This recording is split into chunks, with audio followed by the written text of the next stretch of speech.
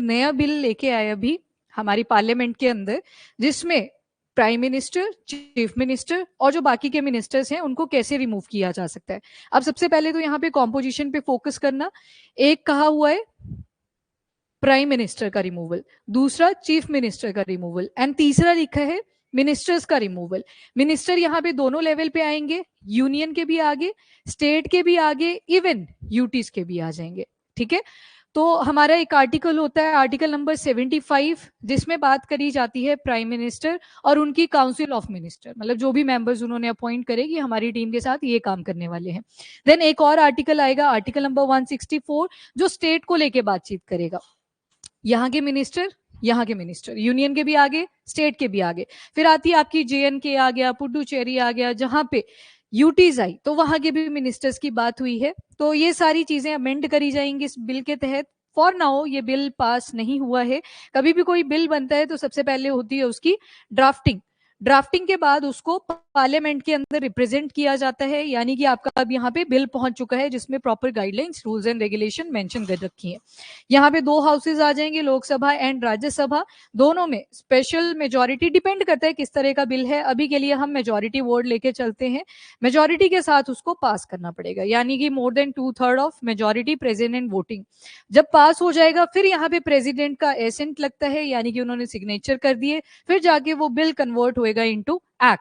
तो यहां तक कि अभी ये प्रोसीजर अड़ा है। यहां से क्या हुआ, इस बिल को रेकमेंड कर दिया गया JPC के पास, जिसे कहा जाता है ज्वाइंट पार्लियामेंट्री कमेटी। अब मैं एक डेफिनेशन बोलूंगी कि ये जो JPC होती है ये क्या करेगी, अपनी रिपोर्ट तैयार करेगी, और जैसे इनकी रिपोर्ट तैयार हो जाएगी फिर अगला सेशन आ जाएगा। पहला था आपका बजट सेशन, फिर अभी जो चल रहा है that is monsoon session, and third आएगा विंटर सेशन। तो लगभग 90 दिन का टाइमलाइन इनको मिल जाता है। पर अगर हो सकता है कि कुछ और चीजें ये ऐड करना चाहते थे, इनको थोड़ा सा और टाइम चाहिए, एक्सटेंशन चाहिए, वो भी इनको मिल जाती है। मतलब इस कमेटी का गठन सिर्फ उस टाइम पीरियड के लिए करा जाएगा जब तक इस बिल को चेक करना है। मुझे बताओ ये स्टैंडिंग कमेटी होएगी या फिर एडहॉक कमेटी होएगी?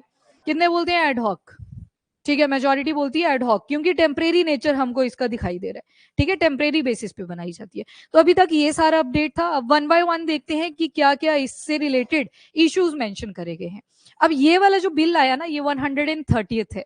अब सारे बिल तो एक्ट में कन्वर्ट नहीं होते, तो बिल का नंबर आपको हमेशा ज्यादा मिलेगा, एक्ट का नंबर हमेशा कम मिलेगा, क्योंकि बिल के बाद ही क्या बनेगी, एक्ट बनती है। तो यहाँ पे जो बिल नंबर है वो है 130th। जब भी कॉन्स्टिट्यूशन के अंदर कोई अमेंडमेंट करी जाती है तो वहां पे कौन सा आर्टिकल एक्टिवेट होता है? 368, अमेंडमेंट रिलेटेड कॉन्स्टिट्यूशन के अंदर जो आर्टिकल है। अब ये 130th है।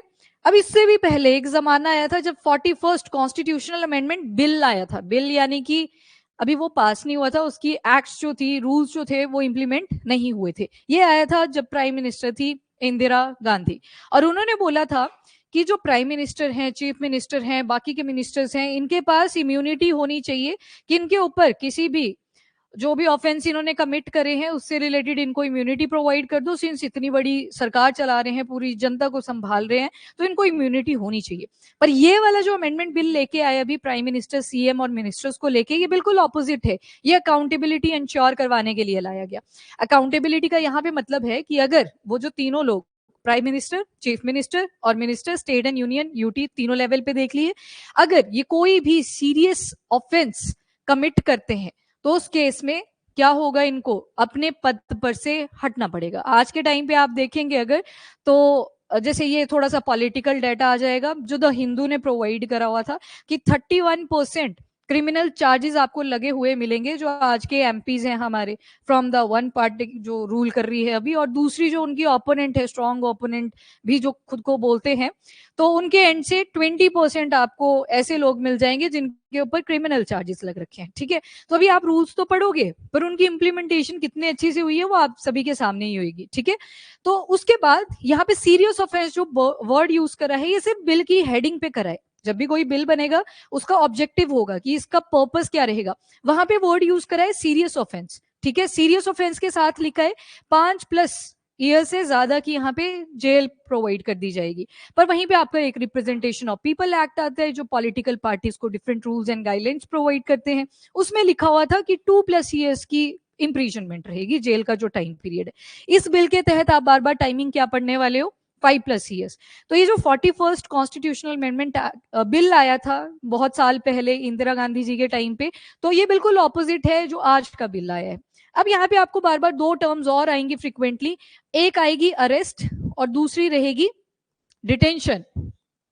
देखो डिटेंशन में, अच्छा इसके अलावा भी एक होता है सस्पिशियस। सस्पिशियस मतलब अभी डाउट है, हम श्योर नहीं है कि उसने वो एबीसीडी क्राइम कमिट किया है या नहीं करा है, तो मतलब सिर्फ यहाँ पे आपको डाउट की सोल मिलेगी। उसके बाद आता है कि इसके ऊपर जो चार्जेस लगे हुए थे वो पूरी तरह से प्रूव हो चुके हैं, मतलब वो पर्सन गिल्टी है, तो उस टाइम पे इसको वर्ड यूज कर लेते हैं कन्विक्ट। ठीक है, कन्विक्ट की जगह कहीं पे आप देखोगे परपिट्रेटर भी लिखा होता है।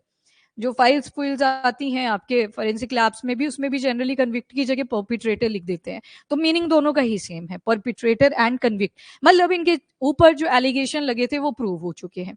अब डिटेंशन में क्या होता है, यहाँ पे भी डाउट ही रहेगा कि हो सकता है ये कल को कोई प्रॉब्लम क्रिएट कर दे। फिर आप सुनते हो पॉलिटिकल लीडर्स के कॉन्टेक्स्ट में कि हाउस अरेस्ट करा गया था, तो वहां पे करी जाएगी डिटेंशन। एंड दूसरा आ गया अरेस्ट, मतलब यहाँ पे प्रूवन होता है कि ये इस क्राइम में इन्वॉल्व थे और कुछ ना कुछ लेना देना है उसके साथ, क्राइम के साथ। हथकड़ी डाली जाती है प्रॉपर, कई बार इसका इस वर्ड का भी मिसयूज करा गया है, पर यहाँ पे क्या देखा आपने, यहाँ पे वर्ड आएगा कन्विक्ट। ठीक है, ये आएंगी टर्म्स बहुत फ्रिक्वेंटली इस आर्टिकल के अंदर यूज होंगी, यहां तक पता चल गया आपको। ठीक है, अब बिल के ऊपर आ जाते हैं सबसे पहले। तो जैसे ये 130th कॉन्स्टिट्यूशनल अमेंडमेंट बिल आता है, जिसके अंदर बोला हुआ है कि पॉलिटिक्स की ये जो क्रिमिनलाइजेशन हो रही है, कि क्रिमिनल चार्जेस होने के बावजूद भी ये लोग काम यहाँ से कंडक्ट कर पाते हैं, उसको हमने रोकना है। अकाउंटेबिलिटी, ट्रांसपेरेंसी, इसको इंश्योर करना है। उसके बाद प्रपोज लॉ के अंदर किन किन को रिमूव करने की बात करी गई है, तो प्राइम मिनिस्टर आएंगे, चीफ मिनिस्टर आएंगे, देन मिनिस्टर्स आएंगे, यूनियन, स्टेट और यूटी जो मैंने आपको स्टार्टिंग में मेंशन कर दिया, ये सारे इसमें इंक्लूडेड होंगे। अगर ये किसी भी सीरियस ऑफेंस में इंक्लूडेड है तो ऑब्जेक्टिव में तो वर्ड लिखा हुआ है इनको अरेस्ट कर लिया जाएगा, मतलब अरेस्ट वर्ड यूज करा है तो आप प्रूव कर चुके हो कि ये ब्राइबरी में इन्वॉल्व थे, करप्शन में इन्वॉल्व थे, या किसी के मर्डर में इन्वॉल्व थे, जितने भी हीनियस क्राइम्स आपके आते हैं उन सभी में ये इन्वॉल्व थे।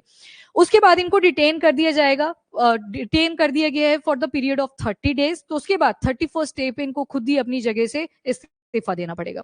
अब दोबारा से इसको समझना, मैं एक सर्कल सा बना देती हूँ। अब देखो, एक हमने पढ़ा यूनियन लेवल पे, मैं यूनियन कब लिख देती हूँ यहाँ पे, और इधर स्टेट लिख देती हूँ, यहाँ पे यूटी की बात कर लेते हैं। अगर तो यूनियन का मिनिस्टर होगा तो यहाँ पे जो पत्र जाएगा वो कौन लिखेंगे, वो लिखेंगे प्राइम मिनिस्टर, और किसके पास पकड़ा देंगे, प्रेसिडेंट के पास। ये तो हो गया यूनियन लेवल पे। वैसे दूसरी तरफ आगे सीएम आगे, आपके यूटी और स्टेट वाले, तो ये अपना जो पत्र होंगे ये इनको, सॉरी सीएम लिख दिया मैंने यहाँ पे, जो मिनिस्टर स्टेट लेवल पे होंगे, मान लो इनके अगेंस्ट एलिगेशंस लग रखी हैं, तो इनके अगेंस्ट जो पत्र लिखेंगे वो कौन लिखेंगे, सीएम लिखेंगे। किसको पकड़ाएंगे, गवर्नर या फिर लेफ्टिनेंट गवर्नर, ये इनका चेन रहेगा। पर अगर प्राइम मिनिस्टर को रिमूव करना पड़ जाए या फिर चीफ मिनिस्टर को रिमूव करना पड़ जाए, या तो खुद बोल दे कि होगी है गलती, या तो फिर ऑटोमेटिकली जब 30 दिन का प्रोविजनल जो कॉन्जिक्यूटिव डेज ऐड करे हुए हैं उस टाइम पीरियड के लिए, ये जैसे कंप्लीट होंगे तो 31st डे पे इनको खुद ही वकेट कर दिया जाएगा उस सीट से। हाँ, अगर बाद में ये गिल्टी प्रूफ नहीं होते हैं तो रीअपॉइंटमेंट के लिए एलिजिबल हैं, दोबारा से अपने उस पद पे आ सकते हैं। पर दिक्कत क्या आती है सबसे बड़ी, यहाँ पे आती है हमारी जो ज्यूरिस्डिक्शन है, हमारे जो केसेस हैं, इवन सिविलियंस की तो क्या ही बात करनी, पॉलिटिकल लीडर्स की भी कई बार 3 महीने से ज्यादा की अवधि रहती है, 1 साल मैक्सिमम रख के चलो आप, 1 साल तो लग ही जाता है किसी भी केस को रिजॉल्व करते करते। और उतने में क्या होता है, जब भी कोई पॉलिटिकल लीडर पकड़ा जाता है तो उसकी इमेज पूरी डिस्ट्रॉय हो जाती है, जो जनता का ट्रस्ट उस पर बना हुआ था वो पूरी तरह से खत्म हो जाता है। तो मतलब बोल तो दिया आपने कि अगर गिल्टी प्रूव नहीं हुए उसके बाद दोबारा से रीअपॉइंट हो सकते हैं, गिल्टी प्रूव हो चुके हैं तो 5 साल के लिए तो वैसे ही यहाँ पे पनिशमेंट प्रोवाइड कर दी हुई है। अब यहाँ पे बोला कि सीरियस ऑफेंस, अब जब सीरियस ऑफेंस की बात आएगी ना, तो मोर देन 2000 आपको ऐसे ऑफेंसेस मिलेंगे जिनमें ये 5+ ईयर्स वाला इम्प्रीजनमेंट का प्रोविजन है। ठीक है, छोटे से छोटे केसेस भी देखेंगे, बड़े से बड़े केसेस भी आएंगे, यानी कि माइनर एंड मेजर केसेस दोनों ही आएंगे। ठीक है, representation of people act again, उसमें ये सारी चीजें मेंशन रहती हैं। तो अब बोला कि कितनों को आप छांटोगे यहाँ से, कि कौन कौन से ऑफेंसेस रहेंगे जो सीरियस क्राइम में यहाँ पे काउंट करे जाएंगे एज पर दिस बिल, और किसको रिमूव करना है यहाँ से। एग्जाम्पल ले लेते हैं एक, जैसे एक प्रोविजन है जो आपके ये गवर्नमेंट एडमिनिस्ट्रेशन में काम करते हैं, आईएएस ऑफिसर एंड ऑल, अगर इनको आप काम करने नहीं देते, मतलब पॉलिटिकल लीडर इनको काम करने नहीं दे रहे, तो उस केस में भी पनिशमेंट क्या है, 5+ ईयर्स की। पर यहाँ पे मैंने जब बोला कि इनको काम नहीं करने दिया। किसने नहीं करने दिया? पॉलिटिकल लीडर्स ने। 5+ ईयर्स की इम्प्रीजनमेंट का प्रोविजन है, कितना इंप्लीमेंट होता है ये? Now the question, ground reality पे आप देखोगे आज मेजोरिटी आपको ऐसे मिलेंगे जो काम करना नहीं प्रेफर करते हैं, बिकॉज पॉलिटिकल प्रेशर बहुत ज्यादा होता है। खैर, लिखा हुआ है, लिखित में है चीजें। वैसे आईटी एक्ट है आपका, आईटी एक्ट से भी बहुत सारे प्रोविजंस ऐसे रिलेटेड हैं जिनमें 5+ ईयर्स का इम्प्रीजनमेंट लिखा हुआ है। तो अगेन यहाँ पे क्या बोला कि आपने जब ये पनिशमेंट का टाइम पीरियड ऐड कर दिया तो उसमें श्योरिटी सी नहीं बची कि अब इसको सीरियस ऑफेंस बोलेंगे भी हम कि नहीं, क्योंकि आपने टाइम भी इसके साथ जोड़ दिया, 5+ ईयर्स का इम्प्रिजनमेंट। तो ये कुछ डिस्क्रिपेंसीज इसमें आ रही हैं। अब पहले रीड कर लेते हैं क्या क्या पॉइंट्स हमने कवर कर लिए। तो एक चीज आपको क्लियर रखनी है, किन किन के रिमूवल की बात यहाँ पे करी गई है, कैसे वो रेजिग्नेशन देंगे या फिर कैसे सीट को वकेट करा जाएगा। ज्वाइंट पार्लियामेंट्री कमेटी को ये बिल पास कर दिया गया है कि आप इसके ऊपर गाइडलाइंस बनाइए, क्योंकि हमको नहीं पता ये कैसे पास होगा। मेजोरिटी नहीं मिल पाई ना लोकसभा में भी, रूलिंग गवर्नमेंट को भी 362 के आसपास मेंबर्स चाहिए थे, पर वो 262 के आसपास ही अड़ गए, तो वहां से भी पास नहीं हुआ। अगेन राज्यसभा तक तो गया नहीं। फिर ये गया ज्वाइंट पार्लियामेंट्री कमेटी के पास, जो की नेचर है एड हॉक की। एड हॉक मतलब something which is temporary in nature. और यहाँ पे क्या करेंगे, पूरी की पूरी डिटेल स्क्रूटनी करेंगे इस बिल की, जो 130th कॉन्स्टिट्यूशनल अमेंडमेंट बिल आ रखा है। अब इसके बाद ये जो मेंबर्स होते हैं इसमें इन्वॉल्व, वो दोनों ही हाउसेस के रहेंगे, यानी कि लोकसभा के भी और राज्यसभा के भी इन्वॉल्व रहेंगे। और तब तक ये कमेटी बैठेगी जब तक इनका जो असाइन टास्क है वो पूरा कंप्लीट नहीं हो जाता। अगेन ये भी कमेटी है, तो इनका भी जो नेचर रहेगा वो रिकमेंडेशन वाला रहेगा। खैर, ज्वाइंट पार्लियामेंट्री कमेटी जो होती है थोड़ी सी परसुएसिव नेचर की होती है, यानी कि सरकारों को समझाने की ट्राई करेगी अगर ये इसके फेवर में होंगे या फिर इसके अगर अगेंस्ट भी होंगे। परसुएशन तो डिफरेंट होती है ना, मैनिपुलेशन जिसको बोलते हैं। तो बस आपने परसुएट करने की ट्राई करी कि सरकार क्या पता हमारी बात को मान ले।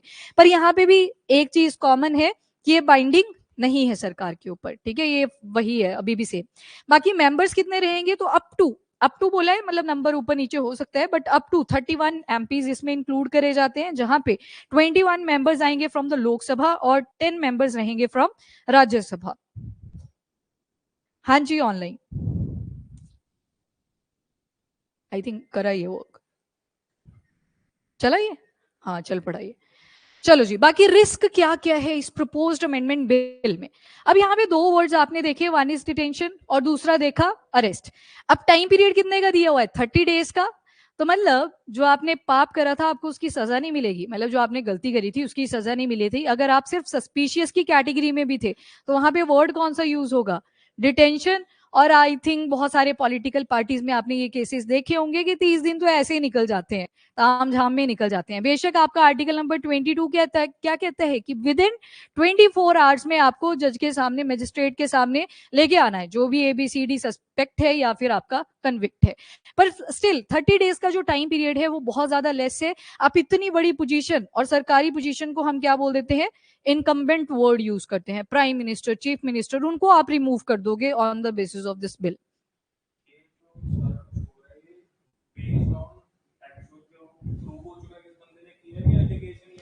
वही तो बोल रहा, डिटेंशन है, सस्पिशन है, अगर सस्पिशन भी है। हाँ नहीं, हाँ जब एलिगेशन प्रूव हो जाएगा, मतलब कन्विक्ट वो पर्सन बन जाएगा, कन्विक्ट वर्ड करे। नहीं नहीं, वो 30 डेज का टाइम पीरियड है। एक बार 30 डेज कंप्लीट हो गया, आपके ऊपर चार्जेस लग गए थे, आपको रिमूव कर दिया जाएगा। सबसे बड़ी सेटबैक यही है इस बिल की, कि ये तो, इससे तो आप देखो मिसयूज क्या चलेगा, मिसयूज भी समझ ही लो, अब आपने छेड़ ही दिया। अब पॉलिटिकल पार्टीज इसका सबसे ज्यादा मिसयूज करेंगी। देखो, जब भी सेंटर में कोई रूलिंग पार्टी है, जब तक तो स्टेट में उनकी अपनी पार्टी आती है तब तक बड़ी स्मूथ चलती हैं चीजें। आप हमेशा सुनोगे कि ग्रोथ ही चल रही है स्टेट के अंदर, पर आप लिंक नहीं जनरेट करोगे उस टाइम पे कि सेंटर पे कौन बैठा हो, स्टेट में कौन सा है। पर वहीं पे अगर ओपोनेंट रूल कर रहा होगा तो आप देखोगे वहां पे सरकारें कभी गिरने लगेंगी, अनटिल और अनलेस कोई एथनिक इशू ना हुआ हो, कल्चरल इशू ना हुआ हो, तो आपको सरकारें गिरती हुई दिखाई देंगी। अब यहाँ पे 30 दिन का टाइम दे दिया, मान लो इलेक्शन नजदीक आ रहे थे, आप नहीं चाहते ऑपोजिशन यहाँ पे आए, तो यहाँ पे तो केस चला दो शुरू, और सभी के अगेंस्ट कुछ ना कुछ केस मिल ही जाता है आराम से। आज के टाइम पे ये रूल कर रहे हैं, कल को तख्ता पलट होता है, तो आप देखोगे दूसरी गवर्नमेंट्स भी ऐसे ही करेंगी, मतलब बदले लेते हैं, रिवेंज गेम्स चलती है। तो पॉलिटिकल पार्टीज इसका काफी हद तक मिस कर सकते हैं। नाउ स्कोप पे आ जाओ, सबसे पहले स्कोप ऑफ ऑफेंस। अब देखो यहाँ पे लिखा है applies to detention under any law. अब वर्ड यूज कर दिया, पहले ऑब्जेक्टिव में लिखा था कि अरेस्ट कर दिया जाएगा और डिटेन कर दिया जाएगा। पर जब आपने प्रोविजन पढ़े तो वहां पे लिखा हुआ है डिटेंशन, और डिटेंशन तो सस्पिशन के बेसिस पे होता है।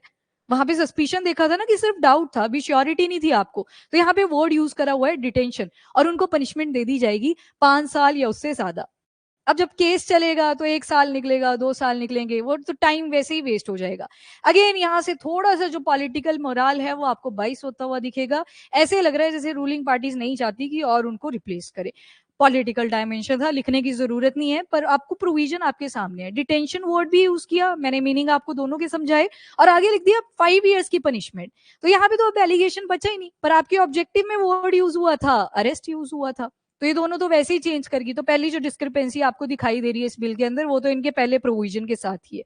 अब यहाँ पे बोला कि मोर देन 2000 ऑफेंसेस ऐसे हैं जिनके लिए आप पनिशमेंट देखोगे 5+ ईयर्स की मिल जाती है। ठीक है, यहाँ पे ये केसेस की बात करी, उसमें सारे टाइप के क्राइम्स आएंगे, वो ऑर्गेनाइज क्राइम्स हो या ड्रग ट्रैफिकिंग से रिलेटेड क्राइम्स हो, वो भी इसमें इंक्लूडेड है। अब यहाँ पे जैसे मैंने पब्लिक ऑफिसर वाला एग्जांपल दिया कि इवन अगर किसी पॉलिटिकल नेता ने बोल दिया कि अब जो आप काम कर रहे हो रोक देना है, ABCD रीजन, बैकएंड पे कुछ भी हो सकते हैं, तो उसके लिए भी वैसे रूल्स में लिखा हुआ है कि 5+ ईयर्स का इंप्रिजनमेंट होगा उस पॉलिटिकल लीडर को अगर ऐसा कुछ करते हैं। खैर इसकी इंप्लीमेंटेशन आपको पता है कितनी स्ट्रांग है ग्राउंड रियलिटी के ऊपर। तो मतलब यहां से आप क्या देख रहे हो कि जो ड्राफ्टिंग है वो ठीक से नहीं हुई बिल की।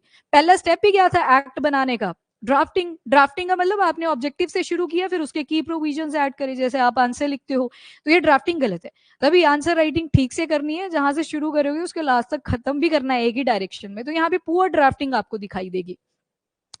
अब कई बार क्या होता है कि जो पॉलिटिकल लीडर्स होते हैं वो प्रोटेस्ट भी करते हैं। अब प्रोटेस्ट की बेसिस पे आपको अंदर डाल दिया जाएगा कि आप तो UAPA के अंडर आ चुके हो, आप अनलॉफुल एक्टिविटी कर रहे हो। लास्ट ईयर तो सिडिशन के पता नहीं कितने हमने एडिटोरियल्स करे थे, क्योंकि जो भी कुछ बोलने लगता था उसको सिडिशन के चार्जेस लगा देते थे कि तुम तो देशद्रोही हो, तुम साइड हटो।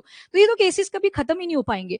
तो मतलब माइनर ऑफेंस के लिए भी आप इतनी ज्यादा पनिशमेंट प्रोवाइड करने वाले हो, और इस वर्ड पे एम्फेसाइज करा गया है कि या तो अरेस्ट होगा या तो डिटेंशन। डिटेंशन तो सस्पिशन है, मतलब ये तो केस की अवधि चली जाएगी इतनी 5 साल की। कल को प्रूव हुआ नहीं हुआ, वो टाइम वेस्ट हो चुका है। जो रेपुटेशन थी उस पर्टिकुलर ABCD पॉलिटिकल लीडर की, वो डिसरप्ट हो चुकी है। अब बोलो, ड्राफ्टिंग तो, हाँ हाँ, देखो पीछे तो कैबिनेट ही बैठा होता है, तभी बोलती हूँ तुमने बनानी है आगे जाके स्कीम्स। उसका मतलब यही होता है, पीछे तो ऑफिसर ही बैठे होते हैं, पर रूलिंग गवर्नमेंट का मेन रोल रहता है। वो टारगेट देते हैं कि किस टाइप का बिल हमको चाहिए, वो फ्रेमिंग करते हैं। तो ये तो पहले पुअर ड्राफ्टिंग आपको दिख चुकी है। अभी नहीं हो सकता ना जुडिशियल रिव्यू, वो तो एक्ट जब आ जाएगा तब होएगा, उससे पहले अभी कोर्ट इंटरवीन नहीं करेगी। मतलब बीच बीच में स्टेटमेंट्स आएंगी जब पिटीशन डलेंगी, उसके अलावा जुडिशियल रिव्यू तो तभी होएगा जब एक्ट आ जाएगा। रुको 1 मिनट अभी जी, 30 डे तो मिनिमम बता ही दिए, वो आप पे सस्पिशन लग चुका है। सुनो सुनो, आपने ध्यान से नहीं सुना। 30 डेज का टाइम पीरियड तो दे दिया है आप पे, जिस दिन चार्जेस लग गए उसी दिन से आपकी काउंटिंग शुरू हो जाएगी। डिटेंशन वर्ड यूज हुआ है, मतलब सस्पिशन भी है तब भी आपको अपनी जगह छोड़नी पड़ेगी। फिर तो पनिशमेंट है, फिर तो पनिशमेंट मिलेगी मिलेगी। तो फिर बोल तो दिया रीअपॉइंटमेंट आपकी हो सकती है। नहीं, फिर केस नहीं चलेगा, जब वो प्रूव ही नहीं हुआ गिल्टी तो फिर उसके बाद केस भी नहीं है। अब यही तो, ये तो मैंने बता दिया ना, यही तो मिसड्राफ्टिंग हुई है। आपने यहाँ पे डिटेंशन लिख दिया और आगे लिख रही हो कि 5 ईयर्स की आपको पनिशमेंट दे देंगी डिटेंशन के बेसिस पे। डिटेंशन, अब अरेस्ट और डिटेंशन मैंने पहले आपको क्लियर कर दी थी टर्मिनोलॉजीज, पर जब आपका ऑब्जेक्टिव है वहां पे अरेस्ट वर्ड यूज करा हुआ है, यहाँ पे डिटेंशन लिखा है। हाँ जी, नहीं नहीं, पॉलिटिकल मैं लास्ट में आती हूँ, पहले मैं बिल के बारे में बताऊंगी आपको। ठीक है, करते हैं पॉलिटिकल बात, काफी जुड़ सकता है। अभी 2 साल आज हो ना, रिप्रेजेंटेशन ऑफ पीपल एक्ट तक तो हम पहुंचे नहीं ना, उसमें लिखा है 2 साल का प्रोविजन कौन कौन से ऑफेंसेस आएंगे। Now reversal of presumption of innocence, हमारा डॉक्ट्रीन कहता है कि आप इनोसेंट हो जब तक आप गिल्टी प्रूफ नहीं हुए हो। हमारे फंडामेंटल राइट्स में ये चीजें लिखी हुई है, आर्टिकल नंबर 22 आप पढ़ते हो।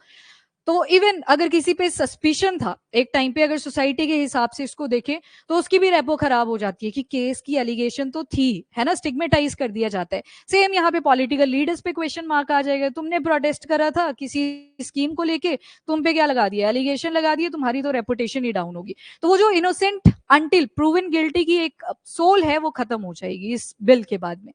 नेक्स्ट, क्रिमिनल ट्रायल्स मैंने ये आपको बता दिया क्या क्या चीजें हैं। बाकी पॉलिटिकल मिसयूज आप इस बिल के तहत बहुत सारे देखोगे, दिख ही रहा है डायरेक्टली, है ना, ये मैंने पॉइंट बता दिया आपको।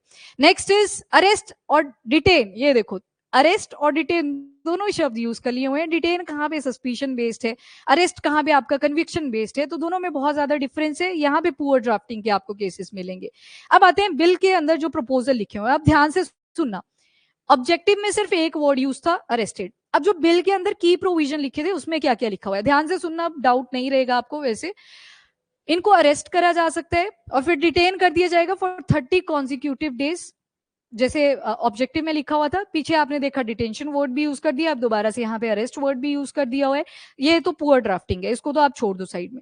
टाइम पीरियड कितना दे दिया, एटलीस्ट 5 years ऑफ इम्प्रीजनमेंट, इतने टाइम की जेल रहेगी। केस की अवधि भी चल पड़ेगी इसी में, अगर गिल्टी नहीं प्रूव हुआ तो रीअपॉइंटमेंट का प्रोविजन ऐड कर दिया हुआ है। अगर किसी ने एडवाइस नहीं किया, जैसे प्राइम मिनिस्टर करेंगे, किसी भी मिनिस्टर का नाम प्रपोज किसके पास देंगे, प्रेसिडेंट के पास, और उसको अपनी सीट छोड़नी पड़ेगी। सेम आपने देखा जो स्टेट लेवल पे थे मिनिस्टर, उनका नाम कौन आगे देगा, सीएम देंगे, किसके पास देंगे, गवर्नर, और अगर यूटी है तो लेफ्टिनेंट गवर्नर। पर अगर नाम नहीं दिया तो टाइम पीरियड ऐड कर दिया हुआ है, 30 days का यहाँ पे टाइम पीरियड शुरू कर दिया जाएगा, 31st डे पे आपको सीट छोड़नी पड़ेगी, फिर वो ऑटोमेटिकली कट हो जाएगी। अब वर्ड आ गया ऑटोमेटिक, मतलब जैसे ही चार्ज लग गए, अरेस्ट और डिटेंशन का काम चल पड़ा, 30 दिन के बाद 31st डे जो भी आएगा, महीने नहीं यहाँ पे काउंट करने लग जाना कि किसी में तो होते ही 30 दिन है, किसी में 28 दिन, वैसा प्रोविजन ही है। यहाँ पे टाइम लाइन ऐड कर दी 30 days, 31st डे पे ऑटोमेटिकली जो सीट है वो आपको खाली करनी पड़ेगी। नेक्स्ट बोल दिया कि वैसे पीएम और सीएम के लिए केस है और रिजाइन करना पड़ेगा उनको 31st डे पे, तो ये टाइम पीरियड ऐड कर दिया, महीनों के बेसिस पे नहीं है। और अगर कस्टडी से रिलीज हो गए तो उसके बाद वो रीअपॉइंटमेंट के लिए एलिजिबल है। अभी इस पॉइंट के बारे में ज्यादा डिटेलिंग नहीं है कि इलेक्शन वगैरह का अगर टाइम पीरियड चल रहा होगा तो क्या क्या क्राइटेरिया रहेगा, उसके बारे में कुछ नहीं बताया हुआ है। बस इतना बोल दिया है कि अगर रिलीज हो चुके हैं कस्टडी से तो उस केस में दोबारा से रीअपॉइंटमेंट हो सकती है। कौन कौन से आर्टिकल्स पे इंपोज होगा, तो आपका आर्टिकल नंबर 75, जहां पे आप देखते हो prime minister and council of minister, और दूसरा आएगा आर्टिकल नंबर 164, जहां पे आप देखते हो चीफ मिनिस्टर एंड उनकी काउंसिल ऑफ मिनिस्टर, और एक आएगा आर्टिकल नंबर 239 AA जो कि एनसीटी के बारे में बात करते हैं, national capital territory of Delhi.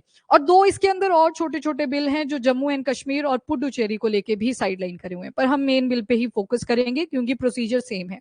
Now current legal framework, अब आए रिप्रेजेंटेशन ऑफ पीपल एक्ट 1951 में, और इस बार पॉलिटी का जो पेपर था, मैं क्वेश्चन लगाना भूल गई, लास्ट में डिस्कस करने थे हमने, चलो कोई बात नहीं, कल कर लेंगे। रिप्रेजेंटेशन ऑफ पीपल एक्ट पे बहुत ज्यादा एम्फेसाइज करा है, डायरेक्ट क्वेश्चन यही वर्ड डाल के आपको दिया हुआ था, तो आपको कुछ सेक्शंस ध्यान में रखने पड़ेंगे। अब देखो यहाँ पे क्या बोला है कि अगर कोई भी पर्सन कन्विक्ट है और उसे जेल हो उसको सेंटेंस कर दिया जाएगा 2+ years के लिए, तो वो डिस्क्वालीफाई होगा फ्रॉम बीइंग एन एमपी और MLA. Now representation of people act में इसको मेंशन करा है, कि आपको लगता है ये ग्राउंड रियलिटी पे पूरी तरह से इंपोज करा गया था? कितने तो एमपी एमएलए प्रॉपरली आपको पता होता है कि इसने ये क्राइम कमिट करा था, फिर भी उन सीट्स के ऊपर बैठे हुए हैं। ज्यादातर आप देखना डिसेंट्रलाइजेशन, लोकल बॉडीज में ये बहुत ज्यादा प्रॉब्लम आती है, एक ही मसीहा बना होता है, वही बार बार पोजीशन पे आ जाता है, मैटर ही नहीं करता है कि कितने क्राइम करे हैं।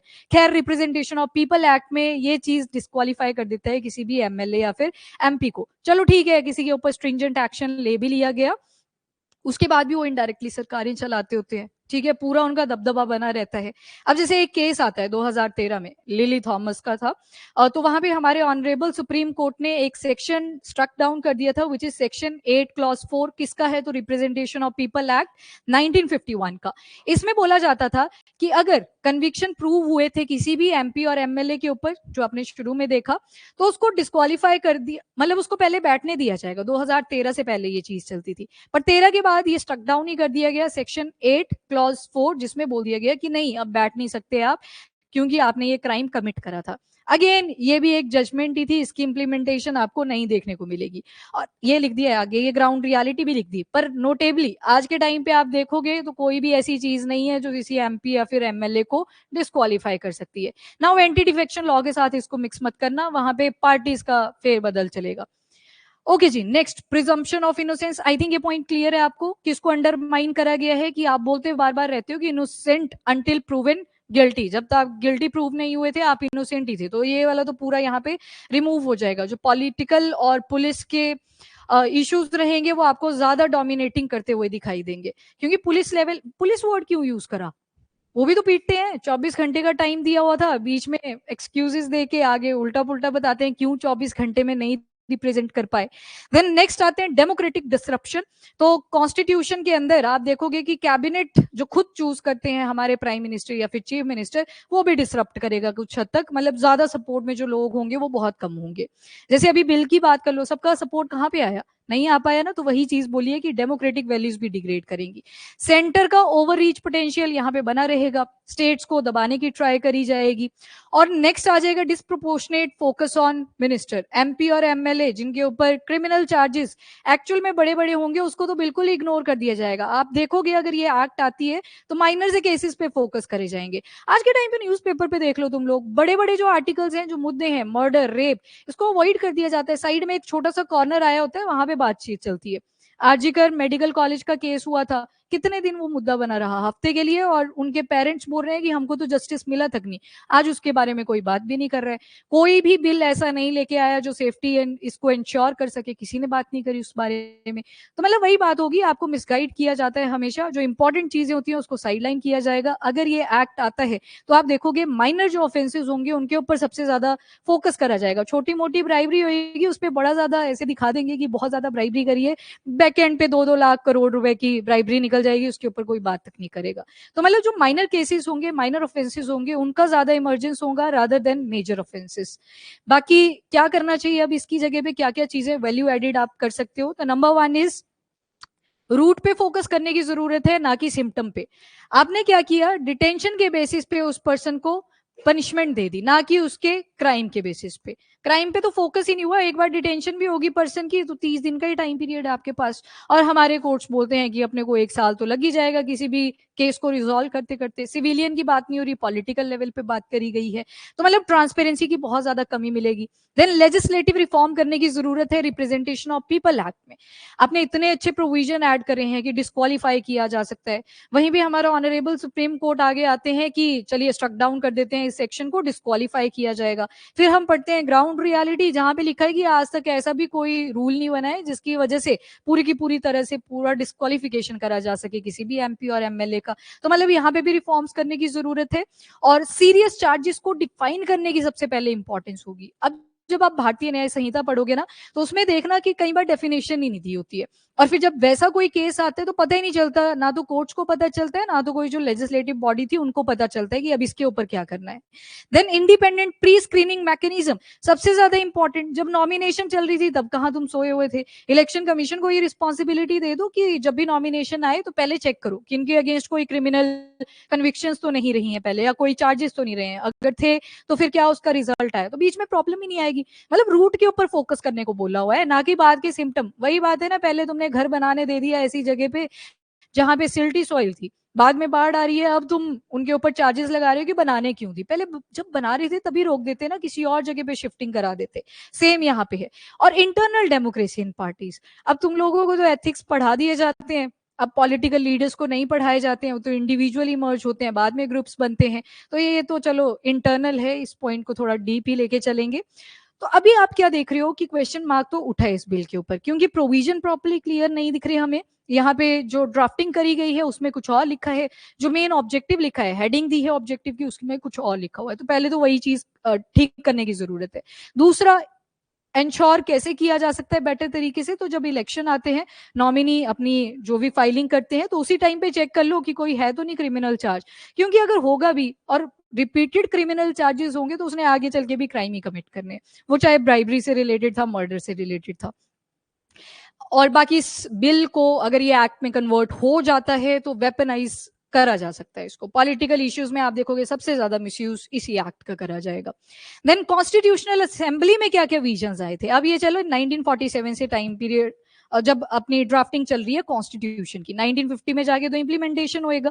तो एक केटी शाह थे, उन्होंने प्रपोजल दिया था कि अगर किसी भी पर्सन की जो एमपी है, एमएलए है, वो कन्विक्शन के लिए प्रूव हो जाता है, मतलब उसने ऑफेंस कमिट करा हुआ था, तो उस केस में चाहे से वो ब्राइबरी का केस था, करप्शन का केस था, या मॉरल टर्पिट्यूड, मतलब मोरालिटी उसने नहीं शो करी, एथिक्स शो नहीं करे, तो उनको साइड में करो, मतलब पूरी तरह से डिस्क्वालीफाई करो। पर वहां पे इंटरप्शन होती है doctor B are Ambedkar ji की, तो उन्होंने बोला था कि हमारा जो कॉन्स्टिट्यूशन है वो गाइडलाइन की तरह एक्ट नहीं करेगा, कि आपको रास्ता नहीं दिखाएगा, ये फ्रेमवर्क की तरह एक्ट होगा। फॉर एग्जाम्पल, हमारी जो बॉडी होती है, बीच में हड्डियों का ढांचा पड़ा हुआ है ना, इसका मेन काम क्या है? पूरी बॉडी को सपोर्ट देके रखना, नहीं तो अगर मसल होते तो हम चल कैसे पाते? तो ये फ्रेमवर्क को हाईलाइट करते हुए इन्होंने बोला था कि हम इतना ज्यादा रिजिड अपना कॉन्स्टिट्यूशन नहीं बना सकते। तो ये स्टेटमेंट आप ऐड कर सकते हैं अपने आंसर के अंदर। और next, this is your question, इसको ट्राई करना, और जो जो पॉइंट्स आपने आज पढ़े वो लिखने की ट्राई करो। इसमें इंटेग्रिटी के ऊपर है, पब्लिक ऑफिसेस के अंदर तो क्या क्या स्ट्रेटेजीज हो सकती हैं, और किसी को अगर कोई पॉइंट ऐड करना है अब बोल सकते हो। हाँ, अरविंद केजरीवाल का केस था जैसे, तो वहां पे भी ईडी का इंपॉर्टेंट रोल रहा। आइडेंटिफाई करा ना प्रॉब्लम को कि कैसे ये दारू का घोटाला हुआ था, फिर उसके बाद जल्दी से आपने रिजल्ट भी दिया, तो चलो ठीक है। अगेन आ गया ना वही ओपोनेंट्स, तब आप ठीक से काम करते हो, ये होता है। मनप्रीत, डिटेंशन और अरेस्ट का मैंने बता दिया आपको मीनिंग। डिटेंशन मतलब डाउट होता है कि ये मे बी इस क्राइम को कमिट कर दें, या चार्जेस लगे हैं अभी वो प्रूवन ही नहीं है गिल्टी, तो उस बेसिस पे डिटेंशन करी जाती है। अरेस्ट में आपको पता होता है कि इन्वॉल्व है इस क्राइम के अंदर, तो पकड़िए इनको, चलिए आगे। हाँ जी, हाँ जी, पॉलिटिकल इंस्टेबिलिटी सबसे बड़ा जो इशू है इस बिल को लेके यही वाला है, और ड्राफ्टिंग का तो है ही। फर्जी फिर भी हो सकती है, हाँ जी, हाँ जी, बिल्कुल। सब फर्जी होता है, दिक्कत ही वहां पे है। जब नॉमिनेट कर रहे हो सारा ऑथेंटिक डाटा प्रोवाइड करो। रिप्रेजेंटेशन ऑफ पीपल एक्ट में लिखे हैं केसेस, इंप्लीमेंट ही कोई नहीं करता। ईसीआई की भी हम बड़ी तारीफ तो करते हैं, पर वो भी कहीं ना कहीं बायस होता जा रहा है। उनके जो मेंबर का क्राइटेरिया है कि कैसे अपॉइंट करेंगे, वहां पे आप रूल देखोगे कि रूलिंग गवर्नमेंट का बहुत ज्यादा इन्फ्लुएंस हो रहा है। इस टाइम जो पैनल बैठा था उसमें एक प्राइम मिनिस्टर थे, एक उनके कैबिनेट मिनिस्टर आएंगे जैसे अमित शाह बैठे हुए थे, और एक ओपोनेंट से आएंगे। बताओ तुम किस साइड डिसीजन जाएगा? 2:1 का रेशियो बन रहा है। ऑब्वियस सी बात है, कैबिनेट मिनिस्टर क्यों जाएगा प्राइम मिनिस्टर के? इतनी अच्छी पोजीशन मिल रखी है। यही आ गई ना मोरल वैल्यूज, यहीं पे तो आ रही हैं। यहाँ पे थोड़ा सा पॉलिटिकल पार्टीज को भी देखना चाहिए। अटल बिहारी वाजपेयी जी ने एक स्टेटमेंट बोली थी, किसी को याद हो? सरकारें आती जाती रहेंगी पर कंट्री भी बचनी चाहिए, और पर ऐसी हालत रही ना तो पता नहीं किस डायरेक्शन में हम जाएंगे, मुझे भी नहीं पता। बट अगेन दिस इज, ये पॉलिटिकल एंड से एक डिस्क्रिपेंसी है जो आपको दिखाई देती है ग्राउंड रियलिटी पे। हाँ, वो तो करते ही हैं, तो इतना बड़ा काम भी तो कर रहे हैं ना, तो उसके लिए तो उनके पास रीजन होता है। हाँ, बाद में करते हैं, पहले एथिक्स पढ़ के गए थे जीएस पेपर 4, बाद में कर रहे हैं, करप्शन भी कर रहे हैं। फिर क्यों कर रहे हो, उसमें यही आता है। हाँ, वो तो बतानी होती है, वो तो सभी बताते हैं। आपको लगता है पॉलिटिकल लीडर्स पूरी की पूरी अपनी प्रॉपर्टी बता देते हैं? नहीं, वो जब रूलिंग में चल रहे होते हैं वो अगला फ्यूचर भी अपना इंश्योरेंस सेटअप कर लेते हैं, कि जब बचेगी नहीं ये पोजीशन फिर क्या करेंगे, क्योंकि उनको कोई पूछता तक नहीं है उसके बाद। अनटिल और अनलेस बहुत एलीट बॉडी नहीं थी कोई, तब तक नहीं पूछता इनको कोई।